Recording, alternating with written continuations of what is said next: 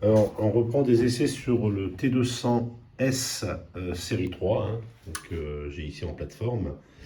Alors, tout ça pour dire, attention, certaines versions alors, de la carte UC et surtout de l'EPROM, vous verrez que dans le type d'automatisme, ici, vous n'aurez pas la possibilité de choisir le ATS groupe électrogène. Donc, vous avez le choix que pour le réseau. Voilà, donc ça peut poser problème si vous avez un groupe électrogène à gérer par une DI4 par exemple, ce qui se fait quand même assez régulièrement. Donc là, vous avez, vous voyez, le sectionnaliseur en plus, par rapport à d'autres versions. Par contre, ils ont enlevé l'ATS groupe électrogène. Donc ça peut poser problème. Alors, pour le savoir, il suffit d'aller dans Poste, et vous allez voir les versions ici, vous voyez. Une version application qui est la 5.01, avec une version du processeur 4.02.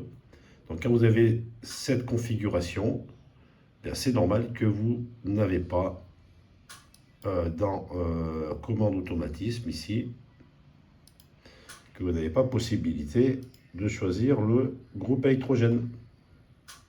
Allez, pour la suite de la vidéo, donc j'ai pris une nouvelle carte UC qui vient du même endroit, donc commandée avec la même référence dans un stock qui se trouve en Hollande, et je crois qu'il y en a un autre en Angleterre. Donc avec la même référence, on commande plusieurs cartes UC, donc qui nous arrivent avec plusieurs versions de EEPROM. C'est ce que j'essaye de vous démontrer dans cette vidéo. Donc la deuxième carte qu'on a reçue, encore une fois avec la même référence de commande. Voilà, donc c'est celle-ci, donc on va aller voir. Donc là, vous voyez que la version application, donc c'est ce qui est noté, c'est la version de l'EPROM.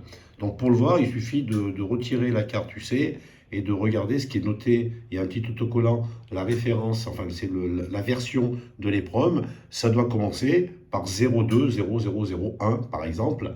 Et tout à l'heure, la vidéo précédente, c'était du 05. Donc là, on est bien sur une version application 0201. Et au niveau de la version de processeur mesure, c'est toujours du 4.02.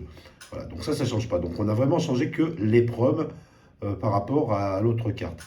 Et là, si on regarde maintenant dans le commande automatisme, bah, on va voir que ici, bah, vous voyez, il n'y a plus le sectionnaliseur.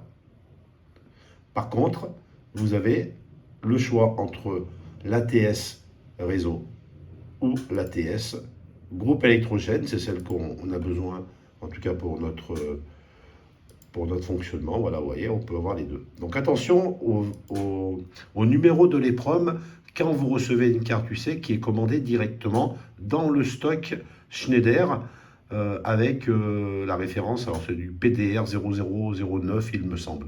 Voilà.